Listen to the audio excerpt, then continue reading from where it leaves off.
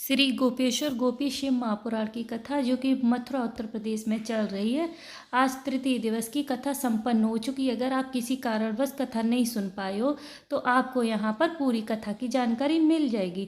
तो कथा शुरू होते ही गुरु जी ने कहा, मृत्यु के समय हमें कोई याद आए ना आए, पर आपको जो भी प्रिय है, राम, कृष्ण या शिव, आपको उनकी याद जरूर आनी चाहिए। और गुरु जी ने बोला कि हमको ना निरंतर नाम जपते रहना चाहिए, क्योंकि मृत्यु का कोई समय नहीं है, पता नहीं कब मृत्यु आ जाए। गुरुजी ने कहा है कि ये शरीर और समय हमको दोनों महादेव को दे देने चाहिए, क्योंकि जब हम ये महादेव को दे देंगे ना तो इसमें कष्ट आए या बीमारी, सुख आए या दुख, वो महादेव जाने। और भला अपने शरीर में कोई कष्ट, दुख, परेशानी क्यों आने देगा, आप ही बताओ। तो फिर कोई कष्ट, दुख, परेशानी आएगी ही नहीं अगर आप महादेव के हवाले अपना शरीर कर दोगे। ज्योति गौतम जी एक पत्र लेकर आई। कहा, मेरी शादी को 20 साल हो गए थे, पर 1 दिसंबर 2002 में मेरी शादी हुई थी और मेरे यहाँ कोई भी संतान नहीं थी। हम लोग बहुत परेशान थे। फिर आपकी कथा सुनी और मेरे पति ने कहा कि चलो, गुरुजी ने अगर उपाय बोला आंकड़े की जड़ का, तो चलो इस उपाय को करते हैं। तो हमने उस उपाय को किया। मंदिर जाते जाते 1-2 दिन करके 6 महीने का समय बीत गया, पर कुछ भी नहीं हुआ। मेरा तो विश्वास हारने लगा, पर मेरे पति का विश्वास कमजोर नहीं हुआ। हम दोनों ने पशुपतिनाथ के व्रत भी रखे और बाबा के व्रत रखे। तो दूसरा ही व्रत था कि हमको पेट में दर्द अचानक से होने लगा। तो जब हम मंदिर से आके डॉक्टर के पास गए तो डॉक्टर ने बताया, आप तो गर्भवती हैं। तो इतने सालों के बाद, 20 साल के बाद मैं माँ बनी और मेरे यहाँ पुत्र रत्न की प्राप्ति हुई। गुरुजी ने उनको व्यासपीठ पर भी बुलाया था और ढेर सारा आशीर्वाद दिया। विनीता देवी जी पत्र लेकर आई। कहा, मेरी बहू गर्भवती थी तो अल्ट्रासाउंड कराया तो बच्चे की गठान बता दी। सभी ने कहा ये बच्चा तो खराब है, आप इसको ना रखें। डॉक्टर ने भी मना कर दिया। तभी रोते रोते ऑटो से आ रहे थे, तभी ऑटो में एक महिला मिल गई। उन्होंने कहा, आप क्यों रो रही हो बहन जी? तो हमने कहा, ऐसी ऐसी ये बात है। तो उन्होंने बोला, अगर ऐसी बात है तो आप शिव मंदिर जाना चालू करिए और भगवान शिव पे 1 लोटा जल चढ़ाइए। तो हमने शिव मंदिर जाना चालू किया, 1 लोटा जल चढ़ाया, मेरी बहू ने आचमन किया और बाबा भोलेनाथ की कृपा से 8वें महीने में जब अल्ट्रासाउंड कराया तो डॉक्टर ने बोला, आपका बच्चा पूर्ण तरह से स्वस्थ है और उनके यहाँ भी बेटा हुआ। बहुत अच्छी बात बोली।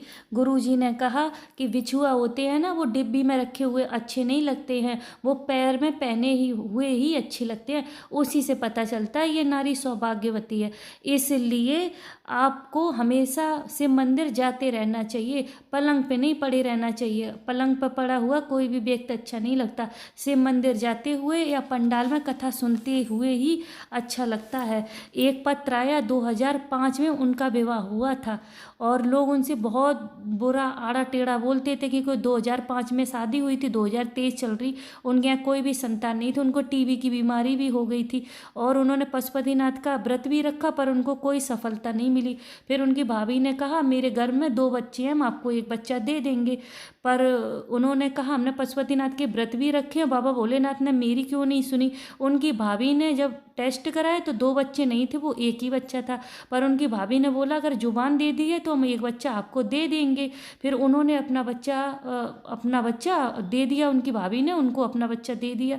फिर बाबा भोलेनाथ की ऐसी कृपा हुई कि उनका भी गर्भ ठहर गया, उनके यहाँ भी संतान हुई।